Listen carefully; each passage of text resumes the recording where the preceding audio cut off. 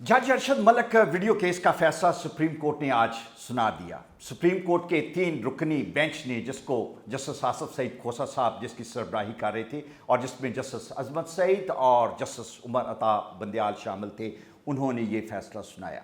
बहुत इंपॉर्टेंट फैसला है और चूंकि ये साइबर लॉ से रिलेटेड है, हमने पहले भी लोगों को एजुकेट करने के लिए इसकी डिटेल बताई थी और आज हमारी की हुई बातों को सुप्रीम कोर्ट ने भी इंडोर्स किया।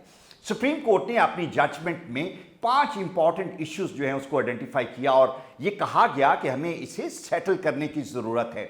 अदालत ने यह भी तय किया कि जो रेलेवेंट फोरम है, जो कोर्ट है, वो इस्लामाबाद हाई कोर्ट है। ये कहा गया कि कौन सी अदालत में ये जाना चाहिए था, तो अदालत ने ये कहा कि इस वक्त जो मियां साहब का केस है उसकी अपील इस्लामाबाद हाई कोर्ट में पेंडिंग है और Islamabad high court is the relevant forum जहां पे ये तय किया जाएगा कि आने वाला वक्त जो है इस केस को किस तरफ लेके जाता है। और ये जो एक नई चीज सरफेस हुई है, इसको लेके जाना है कहां, इस्लामाबाद हाई कोर्ट में। जो चीजें तय हुई उसमें इंपॉर्टेंट चीज जो थी ये वीडियो थी कि वीडियो क्या एविडेंस के तौर पे पेश की जा सकती है कि नहीं। इस जजमेंट में यह कहा गया कि कानूनी शहादत की सेक्शन 164 इसको एडमिसिबल करार देता है और जज साहबान ने पुराने केसेस जिसमें आसफ अली जरदारी साहब और जस्टिस क्यूम केस था उसका रेफरेंस दिया, अब्दुल वली खां का केस था उसका रेफरेंस दिया और कहा गया कि माजी में बेशुमार जगहों पे जो ऑडियो वीडियो है उसे एडमिसिबल करार नहीं भी दिया गया, चूंकि क्वालिटी उसकी एविडेंशियल वैल्यू जो है उसको इंश्योर करने के लिए कि कितनी जेन्युइन ऑडियो वीडियो है ये तय नहीं पाया गया था। लेकिन ये भी जज साहबान ने कहा कि आज के दौर में ये कोई मुश्किल काम नहीं है, हम तय कर सकते हैं कि वीडियो कितनी जेन्युइन है, क्या उसको आल्टर तो नहीं किया गया, सुपर इम्पोज तो नहीं किया गया। चूंकि फोरेंसिक लैब्स बहुत अच्छी हैं और पंजाब फोरेंसिक लैब का टाइम एंड अगेन उसमें जिक्र किया गया कि अच्छी लैब्स की मौजूदगी में हम इसकी क्वालिटी को असेस कर सकते हैं। तो ये तय हुआ कि ये एक स्ट्रॉन्ग एविडेंस है और अगर इसकी जेन्युइननेस एस्टैब्लिश हो जाती है, जो कि FIA के NR3C विंग की रिपोर्ट में ये चीज तय पाई कि ये एक जेन्युइन वीडियो है, तो yes this can be produced as an evidence. अगली बात ये तय हुई कि ये एविडेंस अगर इस्लामाबाद हाई कोर्ट में जाती है तो इस्लामाबाद हाई कोर्ट इस पे किस तरीके से एक्ट करेगा। जो CRPC की सेक्शन 428 है जिसे सुप्रीम कोर्ट ने बताया और उन्होंने कहा कि ये हमारी ऑब्जर्वेशन है, बाइंडिंग नहीं है, उसके तहत इस्लामाबाद हाई कोर्ट इसको एविडेंस के तौर पे ऑन इट्स ओन मोशन या ऑन द अपील ऑफ मियां नवाज शरीफ और for that matter his lawyers इसको एक्सेप्ट कर सकते हैं। और अगर वो ये समझें कि this is a reasonable evidence और इस एविडेंस को रीअसेस करके जो एविडेंस पहले रिकॉर्ड पे मौजूद है उसके तहत वो अपना फैसला ले सकते हैं।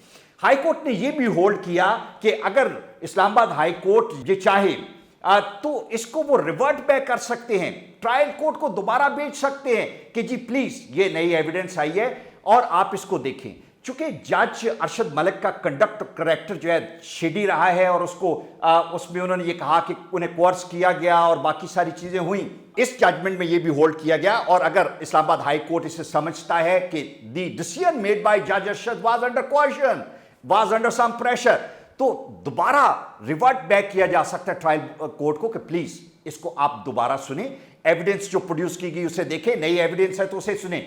दोनों ऑप्शन बता दिए गए कि इधर send it to the trial court या आप इसको खुद रीअसेस कर ले, रीअसेस करने के बाद इसका फैसला दे दें। तो ये एक ओपिनियन ऑब्जर्वेशन जो है सुप्रीम कोर्ट की तरफ आई। टोटल डिस्क्रिप्शन है इस्लामाबाद हाई कोर्ट की कि whatever they decide they can go about that actually. तो हैविंग डिसाइडेड कि जो फोरेंसिक प्रूफ है वीडियो का that is admissible, Islamabad high court is the competent court to revert it back to the trial court या खुद इसे सुने। और इस्लामाबाद हाई कोर्ट का ही ये प्रेरोगेटिव है कि अगर इस एविडेंस को एक्सेप्ट करना चाहिए और रिकॉर्ड पे लेके जाना चाहिए। आखिरी चीज जो आज के फैसले में बहुत इंपॉर्टेंट, वो जज अरशद मलिक का कंडक्ट और कैरेक्टर था। कहा गया कि जज अरशद मलिक को OSD बना दिया गया और उसे पेरेंट ऑर्गेनाइजेशन में अभी तक नहीं भेजा गया, लेकिन जज साहब ने यह होल्ड किया कि बहुत शेडी कैरेक्टर था।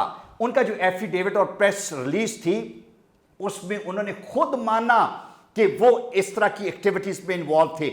यहां तक लफ्ज यूज किया गया कि he carry a skeleton in his cupboard, जहां पे उनको किसी भी तरीके से ब्लैकमेल किया जा सकता है। He is vulnerable to the blackmailer. कहा गया कि ये बाकी जुडिशरी के लिए एक शर्म का काम है कि ऐसा जज हमारे दरमियान मौजूद है जो इस तरह का किरदार है, जो लोगों से जाके उनके घरों में मिलता है, जो लोगों से जाके दूसरे मुल्कों में बात करता है, मीटिंग्स करता है और लोगों को मशवरे देता है कि तुमने अपील किस तरह से करनी है। ये जुडिशरी का कंडक्ट नहीं। बहुत सख्त अल्फाज में कंडेम किया गया, वो अल्फाज जो मैक्सिमम किसी को कंडेम करने के लिए इस्तेमाल हो सकते हैं। इस फैसले में सुप्रीम कोर्ट के 2-3 लर्नड जजेस ने उनका इस्तेमाल किया और कहा कि इंश्योर किया जाए कि ऐसे जज जो हैं उन पे प्रॉपर जो भी इंक्वायरी है वो उसे कंडक्ट करके उनके खिलाफ एक्शन लिया जाए। सो जज अरशद मलिक जो है वो वापस लाहौर हाई कोर्ट जब आएंगे तो we see a serious inquiry being conducted and a very serious consequences for him to face in the future actually। तो आज की जजमेंट बहुत इंपॉर्टेंट है और मैं फिर ये कहना चाहूंगा कि अब NR3C जो साइबर क्राइम विंग है वो अपना केस अपनी तरफ लेके चलेगा, लेकिन फिर बताना चाहूंगा कि NR3C 4 मुख्तलिफ सेक्शंस के तहत इसको डील कर रहे हैं।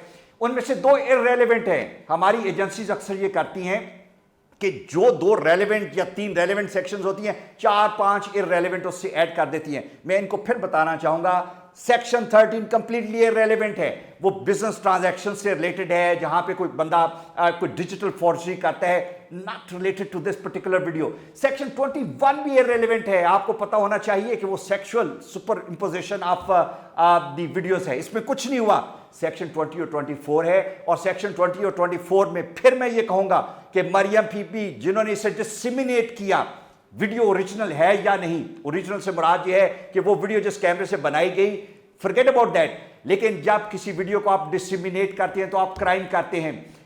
वो लोग जिन्होंने वो वीडियो बनाई, जिन्होंने एक दूसरे को तकसीम की, they all are the culprit. और by the end of the day हम ये देखेंगे कि साइबर क्राइम विंग NR3C में ये केस इंडिपेंडेंटली चलेगा। वहां पे इसके जो कॉन्सिक्वेंसेज हैं, जो इसके मुजरिम है, उन्हें फेस करना पड़ेंगे। लेकिन on the other side of it, Islamabad high court has been declared competent court to carry out the proceedings. Thank you very much.